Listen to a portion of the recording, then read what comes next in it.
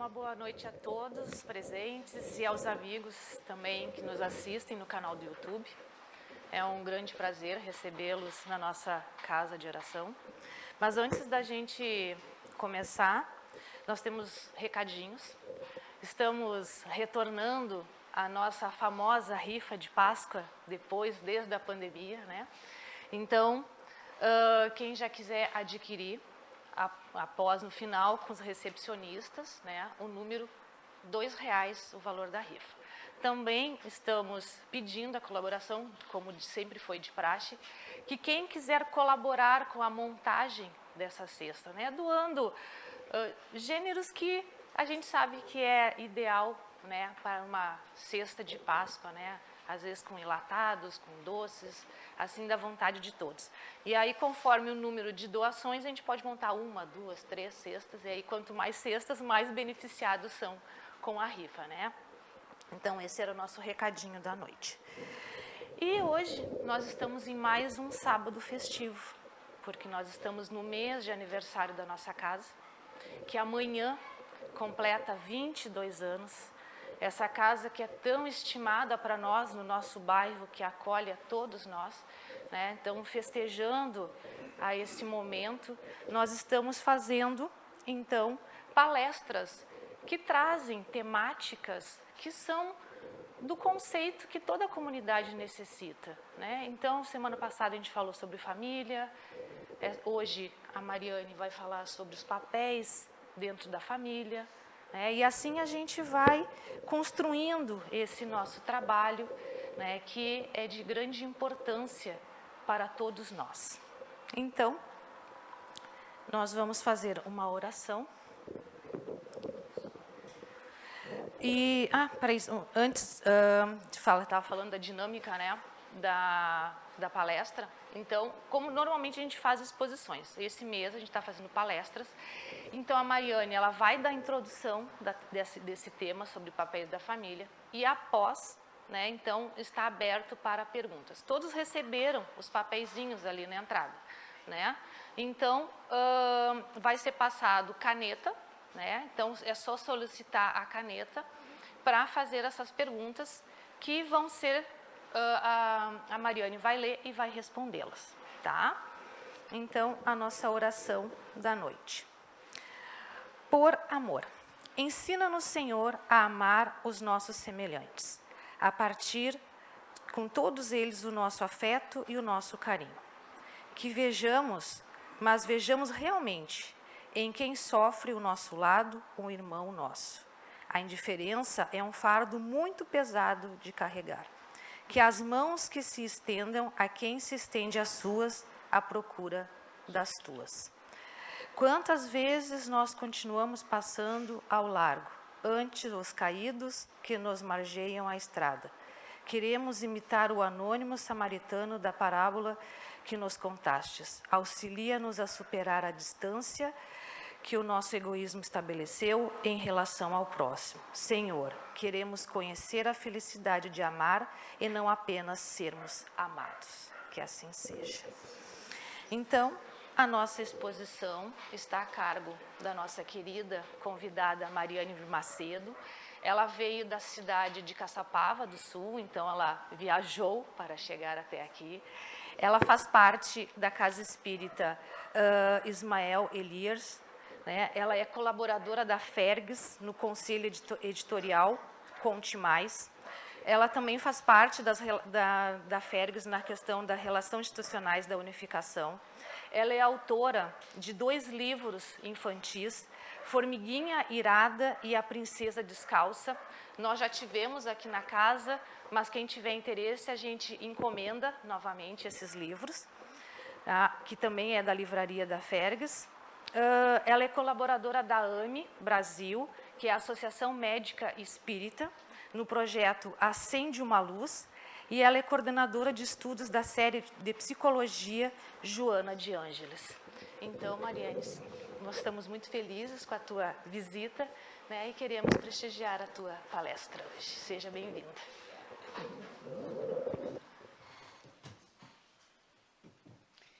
Então, uma boa noite fraterna a todos os irmãos. É uma alegria poder estar no cassino. Eu estava comentando com o pessoal que a única gaúcha do Rio Grande do Sul que não conhecia o cassino era eu.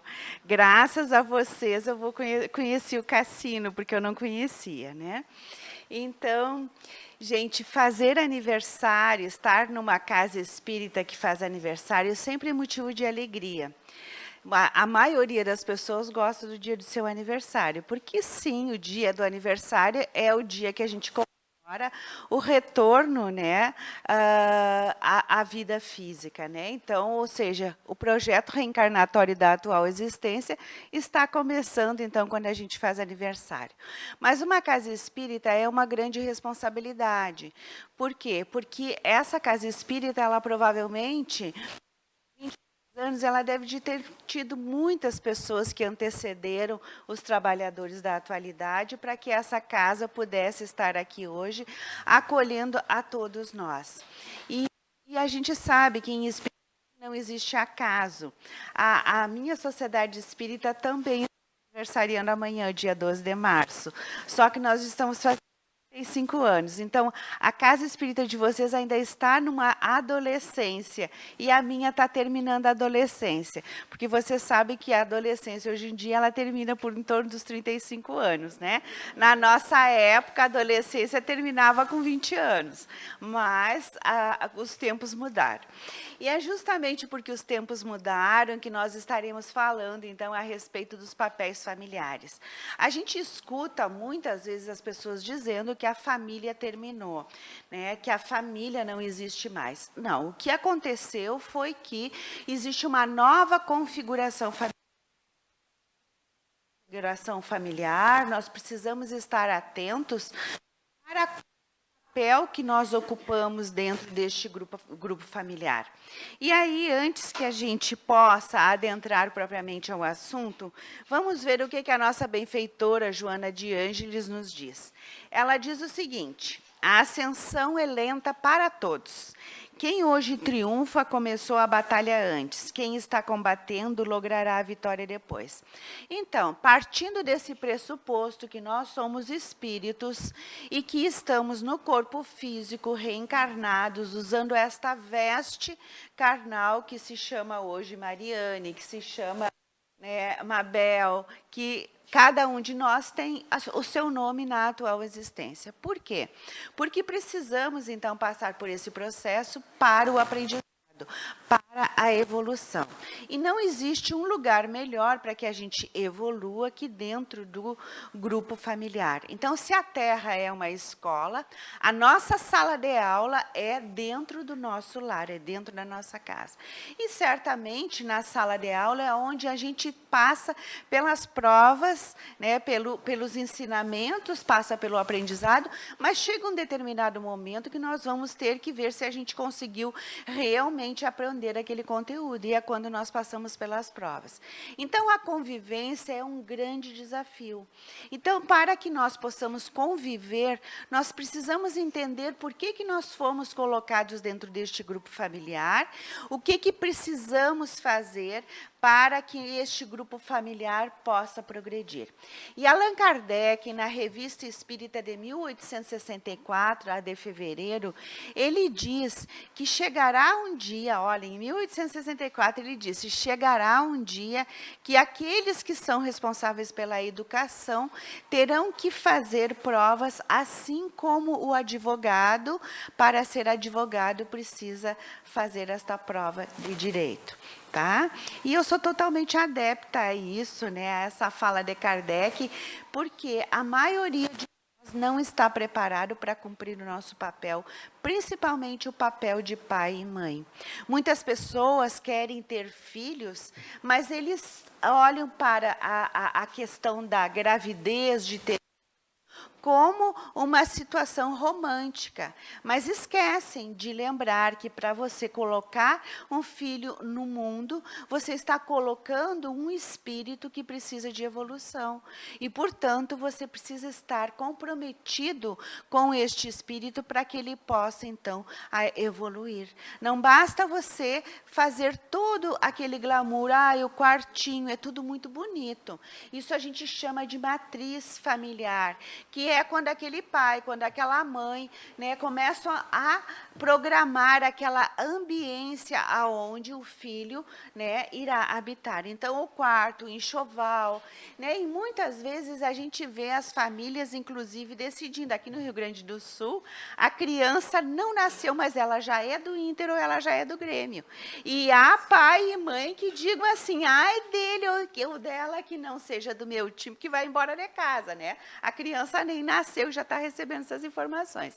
Então, isso a gente chama de matriz de identidade, que é aquela ambiência que a família vai fazendo para poder receber essa criança. Mas a gente precisa lembrar que essa criança é um espírito que veio para a nossa convivência para evoluir. Então, vejam só, como nós temos responsabilidade diante da vinda neste espírito. Joana de Ângeles diz que toda a encarnação é uma nova oportunidade. E essa nova oportunidade, ela vai possibilitar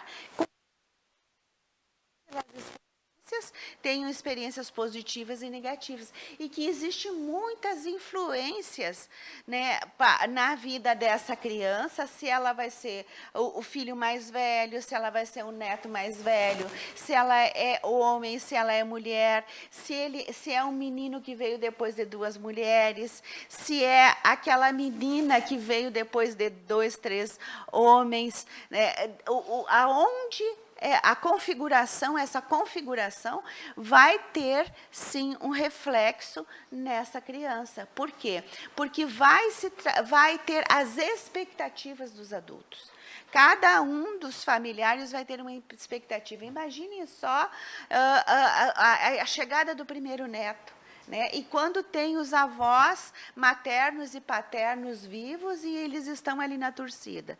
Então, daqui a pouco é um espírito que tem muitas coisas, né, para serem trabalhadas. E aí, com essa expectativa de ser o primeiro neto, todo mundo paparica aquele espírito que necessitaria de muito limite, daquele primeiro momento.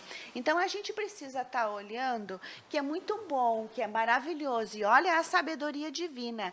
Deus é tão bom que Ele nos coloca aquele bebezinho no colo, de bochecha rosa, e a gente é apaixonado, desde o primeiro momento, por esse bebezinho.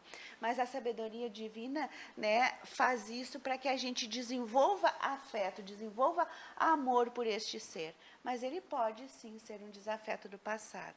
E esta é a única maneira de nós domarmos as nossas más tendências. E quando a gente escuta a palavra domar aqui no Rio Grande do Sul, todo mundo sabe aonde que a gente faz doma, né?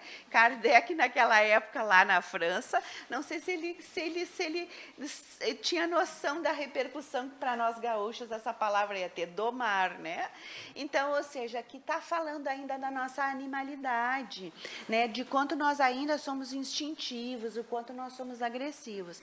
Então, nós precisamos passar por essa experiência da maternidade e da paternidade, recebermos este espírito, né? Então, essa fragilidade para que a gente possa receber, sim, também aqueles desafetos do passado. Então, a Joana nos fala no Constelações Familiares, ela diz o seguinte: a família é a base fundamental sobre a qual se ergue um imenso edifício da sociedade. Então, vamos tentar pensar, né, nessa família. Então, tem um edifício e lá vai ter um apartamento. Nós vamos estar morando, então, com a nossa família lá naquele apartamento. E lá nós vamos ter a nossa história. Mas nos outros apartamentos também existem famílias que estão vivendo as suas histórias. E essas famílias todas estão, cada uma com as suas dificuldades. E todos esses seres depois vão sair para a sociedade. Então, que tipo de ser humano nós estamos oferecendo para a sociedade? Nós estamos oferecendo para a sociedade alguém que acha que o mundo gira em umbigo, ou nós estamos produzindo para a sociedade alguém que tem noção de regras, de limite, de respeito ao outro, de reciprocidade. Então, nós precisamos estar olhando para isso, porque é responsabilidade nossa, enquanto pais, enquanto cuidadores, quando figuras substitutas, porque às vezes existe uma orfandade e são os avós que cuidam dessa criança. E a gente escuta muitos jargões dizendo, né, que antigamente era muito melhor, antigamente era muito mais fácil, que hoje a sociedade está perdida. E nós precisamos desconstruir estes pensamentos, porque cada sociedade tem a sua realidade. Antigamente, tinham situações que eram mais fáceis, mas talvez elas não fossem tão fáceis assim. Por quê? Porque a relação de pais e filhos era uma relação de medo. E a relação, hoje em dia, é uma relação um pouco mais igualitária. Às vezes é permissiva, porque aí nós saímos do quê? Nós saímos de um extremo ao outro, aonde antes o pai era a autoridade, certo? E os filhos, a mãe e os filhos tinham que obedecer. E aí nós vemos agora para uma sociedade que é mais permissiva no processo educacional. Então, o que precisa fazer? Precisa haver um equilíbrio. Então, não é nem um extremo e nem o outro. E Kardec já nos sinalizava isso, porque ele nos falava do bom senso. E o bom senso, o que é? Nem aqui, nem aqui. É o meio, né? Então, é o equilíbrio. E é por isso que nós precisamos estar falando nas nossas sociedades espíritas sobre a família, porque o nosso papel ele é fundamental. Nós precisamos criar um ambiente que seja produtivo, que seja de amorosidade, e que este espírito que está sobre a nossa responsabilidade, ele possa ter um entendimento desde cedo na evangelização da infância, que ele é um espírito, e que ele veio para cá, sim, para evoluir. E ninguém evolui se não muda o comportamento. Porque o comportamento precisa ser modificado e ele só consegue ser modificado se nós começamos lá, desde pequenininho. Muitas vezes, a gente escuta os pais, principalmente no consultório, chegam muitos pais dizendo, eu vou trazer minha filha, o meu filho adolescente aqui, porque simplesmente não dá mais para aguentar. E aí usam muito, de forma pejorativa, assim, o aborrecente. E isso, gente, é rótulo, que a gente não deve de fazer, porque isso é menosprezo. Então, é importante a gente entender que aquilo que a gente chama de aborrecência é um sofrimento danado. Por quê? Porque a criança, ela passa, então, por um período, por uma fase de transição. Ela sai da infância e vai para a puberdade. A puberdade é quando você está modificando o corpo físico. Então, morre o corpo infantil para nascer um corpo todo desengonçado. Porque é aquela idadezinha dos 11, 12 anos, que eles não são nem crianças e que eles não são ainda nem adolescentes. Então, eles têm muita vergonha. Às vezes, a menina cresce o seio, e aí todas as amiguinhas não têm seio. Ela vai para a escola com seio, ela começa a botar os camisetões para se esconder. E aí ela fica corcunda para os seios não aparecer, para ela não ficar diferente das outras. É um momento de muita insegurança. E que, às vezes, aqueles que estão no entorno não têm essa sensibilidade de acolher aquela angústia que está passando naquele pré-adolescente. Um menino que uma hora fala fino, outra hora fala grosso, e que todo mundo fica fazendo graça disso, porque ele está mudando a voz. Tem poucos pelos nascendo no rosto, e aí ficam fazendo chacota do bigodinho que está crescendo. E ele está muito desconfortável com aquilo. A menina também, ela menstrua, e aí as outras coleguinhas ainda não menstruaram, e ela fica com medo de sangrar na escola e todo mundo vê, e ela ficar, sofrer bullying na escola em decorrência disso. Então, é um período, sim, de transição e de muita insegurança para esse pré-adolescente, que depois vai para a adolescência. Na adolescência, eles ficam, sim, com este humor oscilante. Por quê? Porque é assim, ó, é um caminhão hormônios que está sendo colocado ali, e quem passa, a mulher que passa por o período menstrual, sabe o que significa esse caminhão de hormônios. É o marido dormir no sofá quando ela está de TPM. Então, vocês imaginem só, né, o adolescente, que aí ele não tem nem o embasamento psicológico, ele não tem essa estrutura, ele não tem essa compreensão ainda, porque ele está em processo de construção. Nós precisamos entender que isso que às vezes a gente chama de aborrecência é uma angústia danada, é o não saber do porvir. Muitas vezes eles não têm essa noção de tempo, eles não estudam para a prova que tem no outro dia, mas estão preocupados com que roupa vão na festa do final de semana, do final do mês, que vai ser daí a 3 semanas.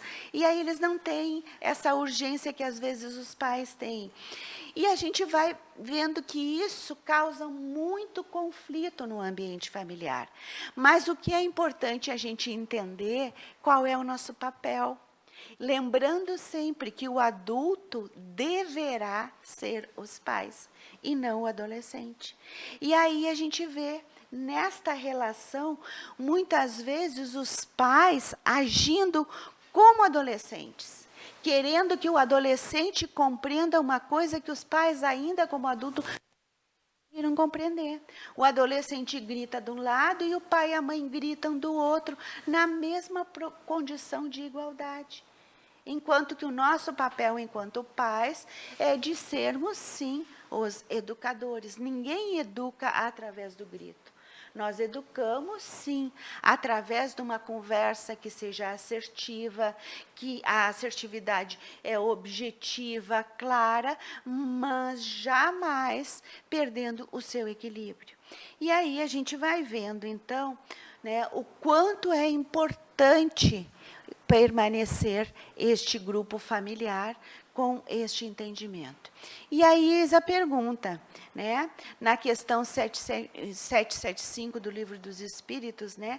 Então, falando a respeito da família, se a família não existisse mais, o que aconteceria se a família não existisse mais? Qual seria para a sociedade o resultado do relaxamento dos laços de família? Uma recrudescência do egoísmo, ou seja, iria aumentar o egoísmo. Por quê? Porque é na família que a gente fica ensaiando, é na família que a gente passa pelas experiências, e em passando por essas experiências, a gente vai entendendo que a gente precisa aprender a compartilhar, que a gente precisa, em alguns momentos, silenciar, que a gente precisa, em outros momentos, a gente precisa estar ocupando um lugar de mediador dos conflitos que existem no ambiente familiar. E aí, retomando novamente, não é por acaso que nós estamos juntos. Alguém veio para perdoar e alguém veio para ser perdoado dentro do ambiente familiar. Muitas vezes a gente escuta, principalmente as mães, mas os pais dizem também, eu trato os meus filhos do mesmo jeito, eu trato os meus filhos de maneira igual. E é mentira, a gente não trata. A gente não trata os diferentes de maneira igual. A gente diz que trata, mas tem um filho que é mais exigente que o outro. Tem um filho que nunca está satisfeito, que parece que quanto mais nós lhe damos atenção, mais devedores nós ficamos. Então, é aquele filho que necessita mais de nós. Mas ele não necessita de coisas materiais, ele necessita da nossa presença, ele necessita da nossa compreensão, ele necessita que a gente possa olhar nos olhos dele e dizermos que nós estamos aqui. E quando ele tem um ataque de fúria, ao invés de enfurecermos, acolhermos este ataque de fúria, né, abraçando esse filho. Mas é justamente neste momento que nós somos desafiados, que é quando aquele que está no nosso grupo familiar vem e nos desafia e nos provoca para ver como que nós nos saímos naquela situação. Então, se nós temos esse tipo de relação do lar, já existe um sinalizador de que nós precisamos sim darmos mais um pouco de atenção a esse que está nos exigindo, porque ele veio aqui dizer exatamente do que ele necessita. Nós não precisamos saber o que aconteceu no passado, mas só pela conduta e o comportamento, a gente já está dizendo que ele está cobrando alguma coisa. Mas aí precisamos desenvolver o quê? A paciência, a tolerância, né? a amorosidade. Muitas vezes treinarmos, inclusive, o silêncio para não batermos de frente. Então, este é o papel que cabe ao pai e à mãe. E não se desequilibrar tanto quanto aquele que está na idade do desequilíbrio. Então, é esperado que o adolescente ele tenha, né, uma crise de raiva, ou a criança, e não saiba lidar com isso. Mas não é esperado que o adulto, o pai e a mãe, tenham a crise na mesma intensidade que a criança e que o adolescente. E se isso estiver acontecendo, este pai e esta mãe vão ter que buscar uma ajuda. Só que, o que acontece? A educação não acontece apenas pela nossa fala. A educação, ela acontece muito mais pelas nossas atitudes, pelo exemplo. E o exemplo arrasta. E vejamos um exemplo de como o exemplo arrasta. Se a mãe tem 2 filhos e tem a menininha que está ali brincando na sala e a mãe está nanando o irmãozinho mais novo, aqui, ó, com o nenê no braço, daqui a pouquinho a menininha que está ali pega a sua boneca e segue imitando a mãe. Aqui, ó. Então, ou seja, a mãe não disse para ela que ela tinha que fazer isso, mas ela está enxergando e ela vai repetir. Então, é importante que a gente possa entender que os gritos também a criança copia, que a maneira de agir dos pais, ela está presente ali. Certa vez, uma criança na escolinha, ela vivia cheia de atenção dos pais e dos avós. E aí ela foi para a escolinha. Então, o que aconteceu?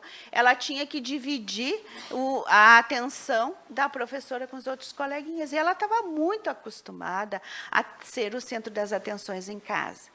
E a mãe era uma pessoa que, cada vez que ela não era o centro das atenções, ela tinha uma crise de choro, ou fazia uma gritaria, né? E a menininha cresceu olhando aquilo. Então, a professora foi dar atenção para o coleguinha, ela disse, a professora disse para a guriazinha assim, não, você espera um pouquinho, que a tia já vai te atender. E aí ela fez a seguinte posição, com o braço aqui, e disse, professora, eu vou chorar. Olhem o teatro da criança. E aí a professora disse, não chore não, eu vou só atender o seu coleguinha e eu já falo com você. Professora, eu vou solar. E aí a professora, só um minutinho, e ela... Ou seja, ela fez toda uma cena, olha o espetáculo, eu faço a cena que eu vou chorar para atender. Mas era exatamente o que ela vivia em casa. Então, cada vez que era contrariada pelo pai, que era contrariada pela avó da criança, a mãe fazia uma gritaria, ela fazia uma cena. E a criança foi para a escola, não teve atenção, ela repetiu a cena. Então, nós estamos falando aqui de exemplo, né, que eles acontecem. todos os dias. Então, se a mãe tem um determinado hábito, se o pai tem um determinado hábito, a criança acaba, muitas vezes, copiando. Então, qual é o nosso papel dentro do lar? É de educadores. Então, a gente precisa estar atento e ter este cuidado. Então, nós falávamos que o papel, então, da família, ele é extremamente importante. E nós não podemos, então, relaxar com esses laços, senão nós vamos aumentar o egoísmo. E esse trabalho, ele foi baseado no trabalho de uma colega minha, chamada Cristiane Beira, que fala sobre os papéis familiares, e ela levantou numa atividade que ela desenvolveu. E ela falou o seguinte, assim, se nós no ambiente familiar, nós, então, o que nós fizemos? Nós atrapalhamos o egoísmo. Tá? Então, a família, ela atrapalha o egoísmo. Por quê? Porque é na família que nós fizemos os exercícios, e aí a gente não permite que esse egoísmo, né, ele prolifere.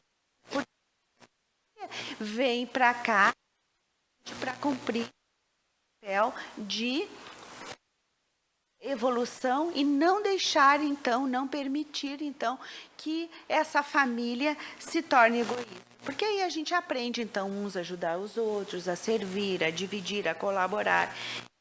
Nós responsáveis no grupo familiar. Às vezes a gente escuta a mãe com o bebê no colo e diz assim para o companheiro, para o marido, diz assim, ai, me ajuda aqui, né? Não, o pai não tem que ajudar. O pai tem que cumprir com o papel de pai. Então, o pai não ajuda a cuidar do filho. Pai é pai. Então, não precisa pedir ajuda. Se a gente entende que existe o papel do pai e o papel da mãe, e que naquele momento a mãe precisa tomar um banho, ela não precisa pedir que o pai ajude. O pai vai fazer a parte que é dele, ela vai tomar banho e ele vai cumprir o papel dele, ficando com o filho. Então, quando nós vamos desconstruindo essas ideias, a gente vai vendo assim, o quanto o lar nos chama para a responsabilidade e nos mostra que nós temos um lugar que precisa ser ocupado. Nós não podemos ocupar o lugar do outro. E aí eu trouxe esse joguinho aqui. Quem é que não conhece esse joguinho aqui? Quem é que já não machucou o pé numa dessas pecinhas lá no tapete? Todo mundo, né? Já pisou no triângulo, no círculo, lá dentro de casa e já machucou o pé. Então, gente, olha só, esse joguinho aqui é para desenvolvimento da criança. Então, cada pecinha, ela entra num aqui. Eu não tenho como colocar o círculo no lugar do triângulo. Eu não tenho como botar a cruz no lugar do coração. Cada pecinha entra no seu lugar. E é exatamente isso que acontece com a família. Eu tenho que saber qual é o lugar para botar a pecinha. Então, que peça eu sou do grupo familiar? Eu só vou conseguir caber ou no círculo, ou no triângulo, ou no coração, se realmente estiver exercendo aquele papel. Então, eu como mãe, eu sou o quê? Eu sou o coraçãozinho? Eu preciso então saber que como mãe eu tenho um papel a desenvolver. Como pai eu tenho um papel a desenvolver. Então nós temos que colocar a pecinha no lugar certo. Ou seja, se eu sou mãe, então vamos lá, faz de conta que a mãe é a pecinha do coração. Mas se eu sou a avó, eu não posso querer dar uma de coração. Eu não posso ser a pecinha do coração. Se eu sou a avó, então eu sou aquela estrelinha ali. E, às vezes, os avós querem fazer o papel de pai e de mãe. E interferem no processo educacional da criança. E, ao interferirem no processo educacional da criança, eles estão tirando a responsabilidade daquele pai e daquela mãe.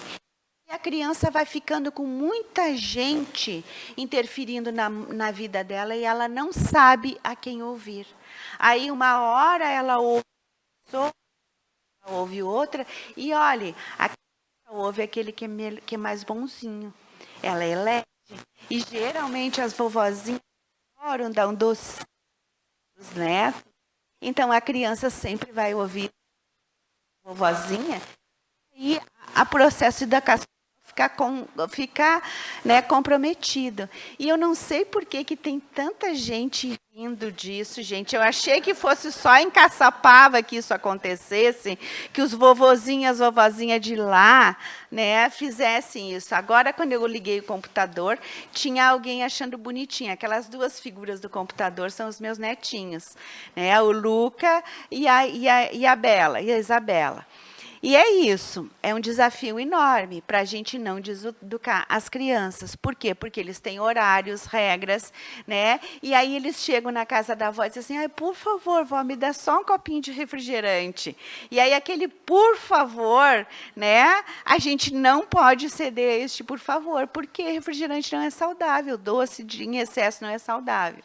Às vezes a criança já é a 1000, ganha um docinho a mais às 7, às 8 horas da noite. Que horas essa criança dorme com tanto doce? Né? Só que aí essa criança vai voltar para os pais.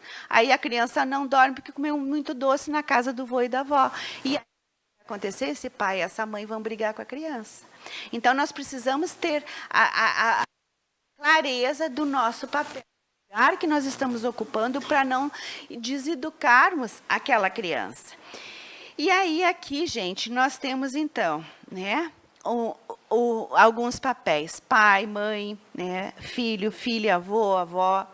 Muitas vezes, quando nós ocupamos um lugar que não é nosso, nós tiramos a responsabilidade daquela pessoa. Então, existe muitas vezes famílias que têm a necessidade de deixar o irmão mais velho cuidando dos irmãos mais novos. E aí, o que acontece com este que assumiu a maternidade e a paternidade desses irmãos? Ele perde a infância dele.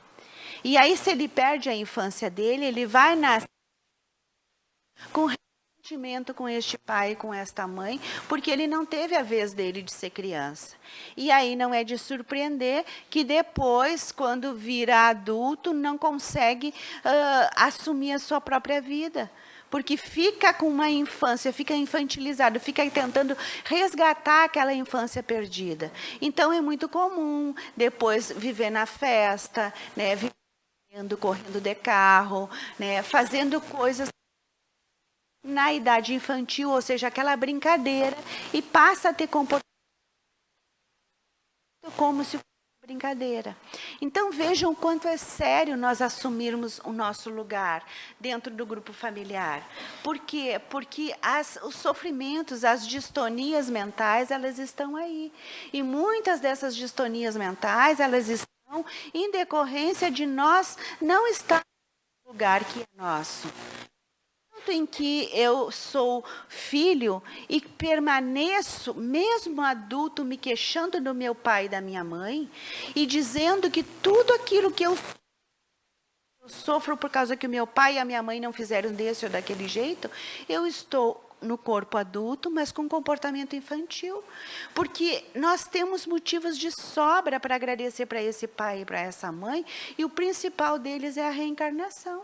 Se eles não tivessem nos dado a oportunidade de reencarnarmos, nós estávamos lá na fila ainda. E a gente sabe, a doutrina espírita é bem clara que a reencarnação é uma oportunidade de evolução. Então, se esses pais não fizeram aquilo que a gente almejava, eles fizeram muito além disso, que é dar a oportunidade da vida. Então, ser gratos todos os dias por este pai, por essa mãe. Ah, mas ele devia ter feito o que ele pôde. Ele fez o que ele sabia. A cultura deste pai e desta mãe, às vezes, nem alfabetizados foram. E nós estamos em uma condição talvez melhor, porque este pai e essa mãe trabalharam dia e noite. Mesmo não tendo sido alfabetizado, eles nos deram a oportunidade de estudar numa condição melhor. Então, a gente tem que sair da infância psicológica do pai e dessa mãe e nos colocar como filho. E não como autoridade a criticar o modelo educacional dos nossos pais. Ou até mesmo termos pena deles. Porque, meu pai passaram trabalho. Mas eles optaram por isso. Então, eles estão trabalhar um pouco a mais, porque eles uma condição melhor para os filhos. Então, isso é ocupar o nosso lugar. A mesma a questão dos padrastos, das madrastas, que está hoje em dia com as separações, é muito comum. Padrasto é padrasto, madrasta é madrasta. Criança que chamaram o padrasto de pai e nem a madrasta de mãe. Muitas vezes existe uma imposição. Quando nós fizemos, nós estamos desrespeitando a paternidade e a maternidade. Nós estamos desrespeitando, inclusive, o nosso filho. Por quê? Porque o filho é 50% da mãe e 50% pai. Lembram dos cromossomos? Né? De um e metade do outro. Então, nós temos que respeitar. No momento que nós nos separamos, e aí eu obrigo o meu filho de mãe, ou padrasto de pai, eu estou dizendo ao filho que de dele eu não aceito. Então, ele cresce sempre se sentindo. E aí, nós vamos vendo as sequelas que vai fazendo, o sentimento de identidade. Eu não me senti aceita, eu não consigo falar em público, eu não consigo dizer o que eu penso, porque eu me sinto inferior, eu me sinto inadequado.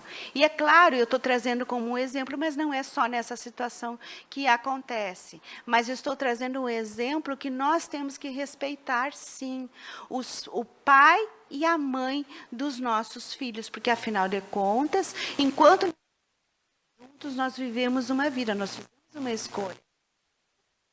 Não permaneceu que não existe ex-pai e não existe ex-mãe.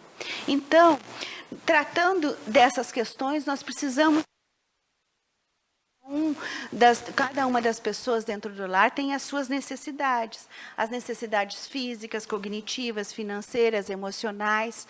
É importante que os pais possam conversar com os filhos sobre a vida financeira. Às vezes a criança quer alguma coisa e os pais não têm condições de dar.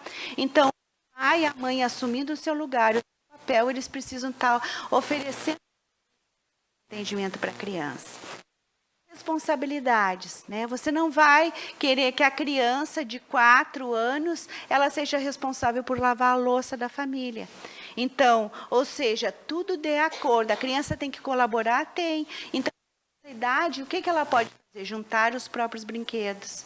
Ela vai dentro de casa colaborando, os brinquedos, a responsabilidade dela.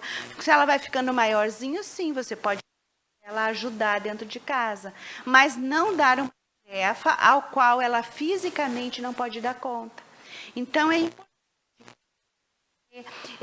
entender que tem algumas situações que são intransferíveis. Então, o que é do pai e da mãe é intransferível. Mas tem outras situações, outras responsabilidades que a gente pode, à medida que a criança, que o adolescente vai crescendo, eles podem desempenharem dentro do lar, porque são comprometidos e responsáveis.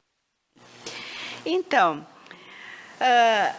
a responsabilidade que é o endurecimento psicológico e que é vivida pela vivência das humanas, harmoniza o dever com a compreensão das necessidades dos outros, conciliando o cumprimento das atividades com as circunstâncias nas quais se apresentam. É isso que Jesus nos diz. Então, quem age dessa forma, responsavelmente, torna-se ponte, ao invés de assumir a postura de obstáculo, gerando dificuldades e perturbações. Nós precisamos assumir o nosso papel para que nós não geremos dentro dos nossos lares motivo de perturbação. Às vezes, uma situação de conflito, ela é muito radicalizada, ou seja, existe muita animosidade e, às vezes, o diálogo não se estabelece. Ao assumirmos a responsabilidade de sermos pais e mães, nós temos que estar pronto para o diálogo. E diálogo é, eu falo uma vez e o outro escuta. Quando o outro está falando, eu escuto. Diálogo não é aquilo que a gente acredita que seja verdade, que diz assim, eu vou conversar, mas eu não mudo a minha opinião. Isso não é diálogo. Tá? Então, ou seja, isso é um autoritarismo.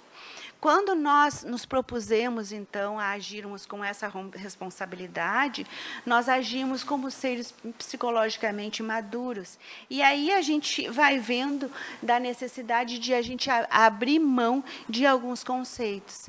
E aqui nós estamos olhando, então, um céu bem estrelado, né? E aí, o que a Joana nos fala? A constelação familiar recorda o equilíbrio que vige no universo. Os astros menores giram atraídos pela força dos maiores. No caso específico das estrelas, planetas, satélites. Então, aqui nós temos o grupo familiar, né? O pai e a mãe sempre são maiores que os filhos. Os filhos não podem gritar com os pais. E quando nós ocupamos esse lugar, a gente entende, então, o que Jesus quis dizer com honrar o pai e a mãe. Nós temos que honrar o nosso pai e a mãe, porque eles nos deram a oportunidade da vida. E nós não viemos aqui para julgar os nossos pais. Nós viemos aqui para evoluir, e nesta convivência familiar, sabermos, então, agradecer por tudo aquilo que nós recebemos. E aí a gente vai, então, né, vendo Bert Helling, que fala, então, das leis do amor. Né? Quando nós entendemos as leis do amor, a gente entende essa dinâmica da constelação familiar, porque vem justamente para organizar esses relacionamentos, né? E devolve a cada membro da família o seu papel. E este papel dentro do grupo familiar, respeitando essas leis do amor, faz com que cada um, né, saia das tragédias familiares. E quando a gente não cumpre com o nosso papel, a gente vai vendo que existe, então, a recrudescência do egoísmo, como a gente leu na questão 775. Quando eu vou para o lugar do meu pai, quando o pai desencarna, e aquele filho assume o lugar do pai. Então, para ajudar a mãe, o que pode acontecer com este filho que ocupou o lugar do pai? Ele passa a não viver a sua vida. E muitas vezes ele vai ter uma ascensão muito grande sobre essa mãe, e aí a própria existência ele acaba não dando conta, e gerando depois ressentimentos e conflitos, inclusive com aquela mãe que está ali. E aí a gente vai vendo, né, a menina que muitas vezes, numa idade infantil, ela é apaixonada por aquele pai, e ela vai ocupar o lugar da mãe. E aí nós precisamos ter um cuidado muito grande. Quem diz isso é o Dr. Alberto Almeida, que ele, quando fazia regressão, ele teve uma situação de triangulação de uma criança. E o que aconteceu? A menina queria ocupar o lugar da mãe. E quando ela começou a querer ocupar o lugar da mãe, o pai começou a se preocupar. E não se deram conta que eles tinham pendências do passado. Então, quando nós saímos do nosso lugar para o nosso filho ocupar, a gente tem que estar atento se não existia. Então, essa filha tinha sido a esposa do pai numa existência passada, e a mãe era a amante. E aí vieram, então, para a existência, nessa configuração para fazerem uns acertos, e não estavam conseguindo fazer. Por quê? Porque aquela que era a esposa, ela queria voltar a ocupar o lugar dela. Então, quando nós assumimos o nosso papel, saindo dessas ciladas que a vida nos coloca, e vamos fazendo os acertos como eles têm que ser. E já então, finalizando, a Joana nos diz o seguinte: na convivência com o próximo, o ser humano as áreas superiores e ajusta-se ao grupo, aprendendo a sua perfeita sintonia com os demais. Resulta em produção e moral para todos. O seu crescimento é conquista geral, o seu fracasso é desastre coletivo.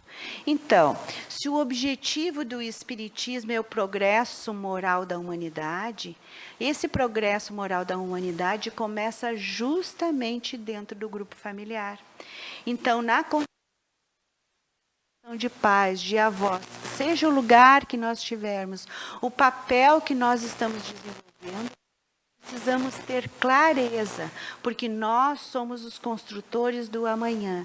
E se essa família, e se essas configurações familiares estão se desenvolvendo muitas vezes desajustadas, é porque talvez nós não tenhamos nos dado conta ainda o quanto nós somos fundamentais dentro do grupo familiar. Nós somos colaboradores de Deus, e como colaboradores de Deus, nós devemos estar atentos ao nosso papel. Muito obrigada.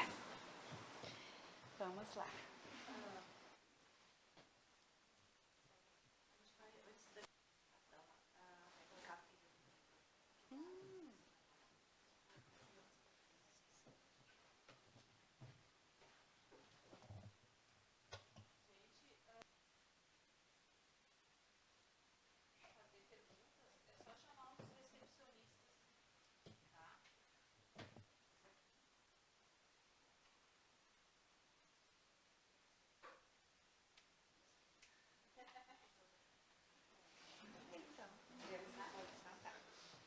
Então, temos uma pergunta aqui. Nós escolhemos o nosso lugar dentro da família ao encarnarmos? Sim, as famílias, elas são programadas na espiritualidade. Quem leu o Missionário, a gente vai ver a reencarnação de Segismundo. Tá? Então, ou seja, na reencarnação desse Gismundo, aquele pai, aquela mãe, né, se encontravam na espiritualidade junto com o Segismundo para que ele pudesse vir. Né? Então, ou seja, não é por acaso que nós estamos no mesmo grupo familiar. Quando nós falamos aqui em papéis, é quando nós chegamos aqui a assumirmos este papel, então, de pai e de mãe. Mas as famílias, sim, elas se fazem este acordo na espiritualidade. Tá? Então, com certeza, né, nós estamos no lugar certo, com as pessoas certas, não é por acaso. Não existe espírita acaso. Até mesmo aquilo, até a bala perdida, ela não é perdida. Ela chegou ao seu destino. Nós precisamos ter clareza que, né, as dificuldades que nós temos no lar, os conflitos, eles precisam ser sanados pela nossa compreensão de que precisamos fazer esses acertos. Vamos lá. Por que sonho tanto com minha mãe já falecida há anos? Os sonhos, né, é a emancipação da alma. Então, quando nós sonhamos, nós estamos tendo a oportunidade, muitas vezes, de nos encontrarmos com aqueles entes que nos antecederam na espiritualidade. Né? Então, esses sonhos são os sonhos de encontros. Mas, às vezes, sonhar muito com uma pessoa pode ser que sentimento de culpa também. Cada situação é uma situação. Quando eu sonho muito, às vezes é uma situação não resolvida. Né? Então, assim, ó, Jung, que nos fala dos sonhos, né? Então, ali nós temos o nosso inconsciente. Então, tem alguma coisa, às vezes, no nosso inconsciente que a gente não resolveu muito e que está relacionado com a figura mãe. Às vezes, não precisa ser a nossa mãe, também pode ser a nossa relação com o nosso filho, o nosso papel como mãe. Então, também tem essa questão emocional que a gente precisa estar olhando. Né? Então, algumas situações pode ser a emancipação da alma, mas também pode ser algum conflito, né, na área emocional que a gente não resolveu. O que diz o Espiritismo referente ao grau de evolução de pais e crianças que ficam o tempo todo no celular e não são educados? Aí eu acho que não é o Espiritismo, gente. Né? O Espiritismo nos diz que nós não estamos juntos por acaso, mas o papel da educação, né, é dos pais. Então, ou seja, assim, ó, existe, né, o quê? A nossa sociedade, ela é uma sociedade que a Joana de Ângeles diz que é uma sociedade hedonista, ou seja, o prazer a todo custo.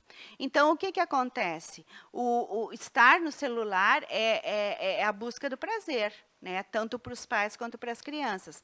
Mas se as crianças estão em excesso de celular, a criança é menor, é o filho. O problema não é da criança, o problema é dos pais. Então, ou seja, este pai e esta mãe, eles não estão assumindo o seu papel de educadores. Esse pai e essa mãe estão achando mais confortáveis dar o celular para o filho para eles poderem fazer as coisas, do que propriamente estarem se ocupando do processo educacional dessa criança. A neurociência já nos diz que uma criança ela deve de ter tempo para ficar na frente de um celular. A criança, quanto menor ela for, menos tempo ela pode ficar exposta a essa tela. Tá? Então, ou seja, assim, se uma criança passa o dia inteiro no celular, a tarde inteira no celular, tem algum problema, não é com a criança, é com os pais que não estão ocupando o seu lugar, que não estão desenvolvendo o seu papel de educadores. Então, ou seja, cada um tendo ciência, né, do que precisa fazer. Criança dá trabalho, educação dá trabalho. Então, ou seja, se nós queremos que o nosso filho tenha uma convivência, a criança no celular ela não se relaciona. Ela passa a viver um mundo que é só dela. E aí, cadê aquela criança? Cadê a bola da criança? Cadê a bicicleta da criança? Cadê o skate da criança? Cadê a pracinha, o cachorro, o animal de estimação? Ou seja, tantas outras coisas que os pais podem estar oportunizando para esse filho, só que eles precisam, eles saírem do celular para se responsabilizarem pelo filho e irem brincar com os filhos. Gente, o maior presente que um pai e uma mãe podem darem para o seu filho é tempo. É atenção, é presença. Não é dar brinquedo caro para os filhos, não tem que dar tablet para a criança bem pequenininha. Não, você tem que brincar com seu filho. Quando o pai e a mãe vão para o chão, vão para o tapete brincar com o filho, este filho vai lembrar isso por toda a vida. Ele não vai lembrar do presente caro. Ele vai lembrar da presença do pai e da mãe que brincavam com ele. Tá? Então, ou seja, o que o Espiritismo pode fazer? Né?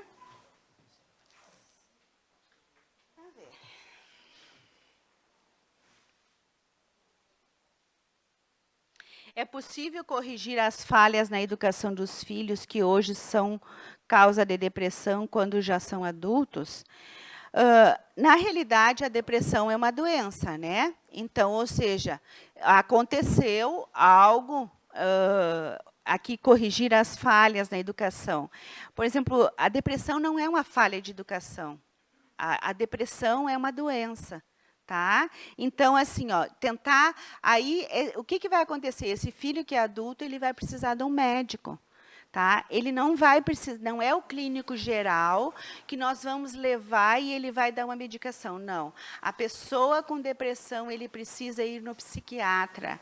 O psiquiatra vai ministrar uma medicação. Aliado a isso, ele vai ter terapia com o psicólogo. Vai fazer? Ele vai tentar descobrir junto a este paciente as causas da depressão. Porque a medicação, ela tira o sintoma, mas ela não trata a causa. Na terapia, ela vai aprender a buscar a resposta, a buscar a causa, tá? Daquele sofrimento, do porquê que ela está depressiva.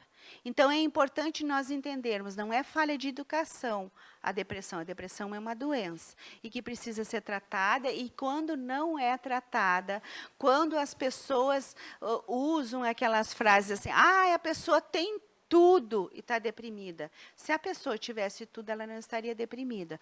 Tem tudo materialmente, mas existe algo nela que ela não consegue dar conta. Existe uma dor, existe uma pessoa em sofrimento. Isso é falta do que fazer. Gente, a pessoa não consegue nem levantar da cama. Às vezes não consegue nem tomar banho. Então, não é falta do que fazer. É uma doença. E a gente tem que ter seriedade quando se fala em depressão. Por quê? Porque depressão antes era só em adulto, e hoje em dia nós temos crianças depressivas, nós temos adolescentes depressivos, e os índices de suicídio são altíssimos, tanto é que é um caso de saúde pública. E quem assiste, né, a alguns eventos, né, existe toda uma campanha, né, o Setembro Amarelo, para quê? Para que todos, não apenas a doutrina espírita, mas isso, né, a Organização Mundial de Saúde, né, trabalha a questão, então, do Setembro Amarelo, em decorrência, gente, do alto índice de suicídio. As pessoas estão em sofrimento e a gente não pode brincar, né? O autoextermínio está aí, nos adolescentes. Então, a gente vê jovens com 10, 11 anos, né, tirando a própria vida. E a gente vê crianças com tendência suicida. Tá? Então, nós precisamos falar com seriedade sobre depressão.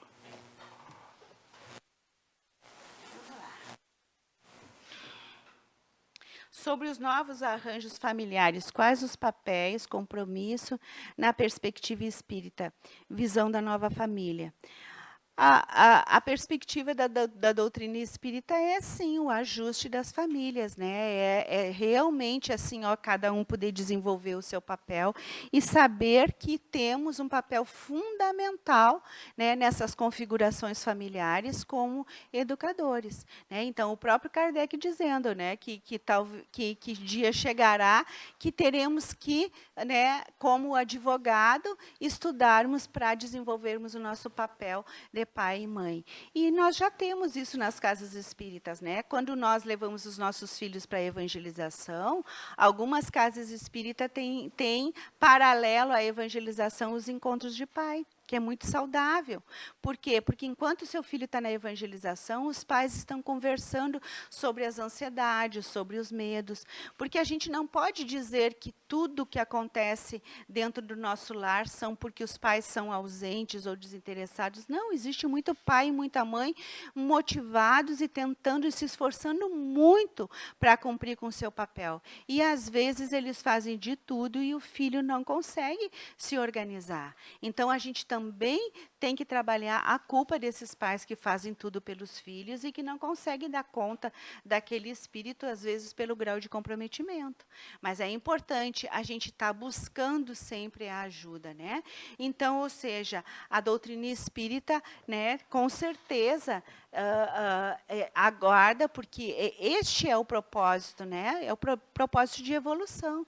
Então, só se evolui quando a gente realmente assume o nosso lugar e o nosso papel dentro dessa configuração familiar, seja ela qual for, né? Mas poder fazer esse ajuste entre o grupo, entre as pessoas que estão ali, para que elas possam ter uma vida mais equilibrada, mais saudável, uma vida mais leve.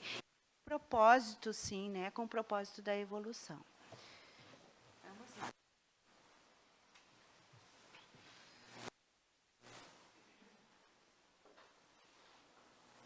Então, existindo a escolha de em qual família reencarnar, quer dizer que os pais já estavam programados para estar juntos? Sim, já estavam programados para estar juntos. E eu trouxe o exemplo do livro Missionários da Luz, que tem a reencarnação de Segismundo. Então, é uma obra que vale a pena a gente, tá? Então, a gente não é por acaso.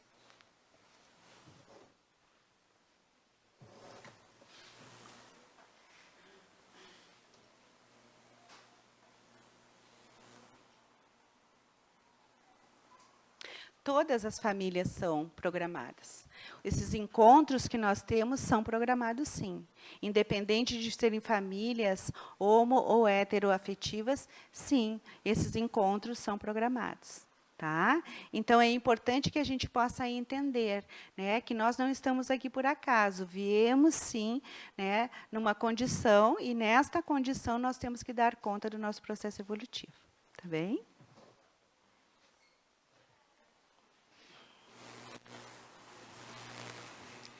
Relação entre irmãos. Relação entre irmãos, gente, é algo assim, ó, que às vezes deixa os pais apavorados, né? Porque eles brigam. Só que assim, ó, eles brigam porque eles estão ensaiando para a vida lá fora, tá? Então eles brigam, sim, porque eles atenção dos pais, eles estão disputando a atenção dos pais. Só que aquelas brigas dele é um ensaio para a vida lá fora. Quando eles saem lá fora, eles não precisam brigar tanto se eles brigaram dentro de casa. Então, o que acontece? Só que, às vezes, os pais não se dão conta que muitas das brigas são os próprios pais que instigam a competição. Como é que os pais instigam a competição sem se darem conta? Assim, ó, tu viu só as notas do teu irmão? Faz que nem o teu irmão. Por quê? Olha só, por que tu é assim e não é que nem o teu irmão ou que nem a tua irmã? O que tu está dizendo para ele? Tu está dizendo para ele que ele tem que ter raiva do irmão. Sim, tu está botando contra, né? Ou seja, cada um é o que é. Ou seja, um é mais estudioso, o outro não é tão estudioso. O filho mais novo sempre é muito competitivo, porque ele vem e ele quer os brinquedos do irmão mais velho. E o que às vezes os pais fazem? Dizem, dá para o teu irmãozinho porque ele é mais novo. Aí, o que o irmão mais velho fica com raiva do mais novo? Então, a gente precisa estar olhando para essas coisas, porque às vezes é nós mesmos que estamos ensinando, né, os nossos filhos a se comportarem e os irmãos brigarem.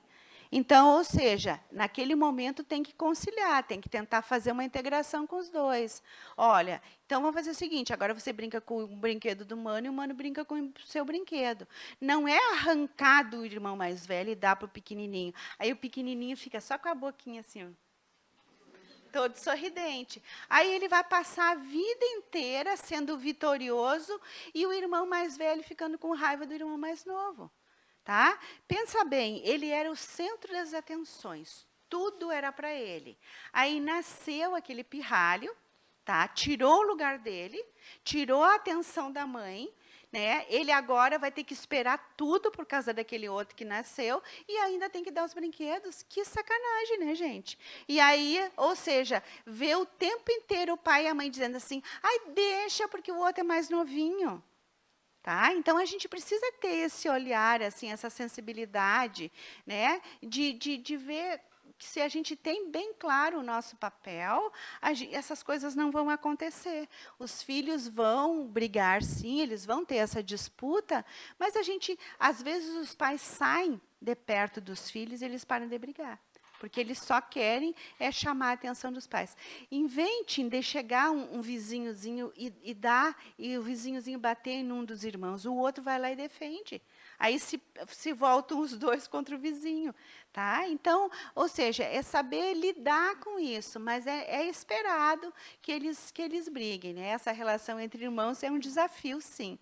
Tá? Mas não é algo assim, ó, que os pais tenham que brigar, né? Mas tentar, sim, de uma forma dialogada, conversar e tudo, para que eles possam, então, ter essa interação. Tá? Quando a gente toma partido, às vezes a gente toma partido e aí deixa o outro em vulnerabilidade, ele se torna vulnerável, né, diante do partido que o pai ou que a mãe tomou. Tá? E fica ressentido. E esse ressentimento, né, muitas vezes vai repercutir depois na vida adulta. É isso.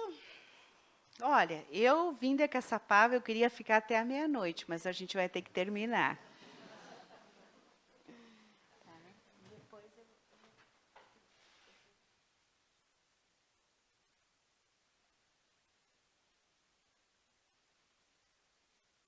Para fechar, eu gostaria de agradecer imensamente a atenção de vocês, o carinho, né, principalmente da equipe da casa, que fez esse convite tão carinhoso, ao meu querido Vinícius, que ele está sempre me dando trabalho, mas é um irmão do coração, ele vem a semana que vem, e aí vocês vão ver só, eu estou me queixando dele, né, para vocês, que ele vem a semana que vem, né, então vocês contem para ele que eu me queixei, que ele está sempre me dando trabalho, tá?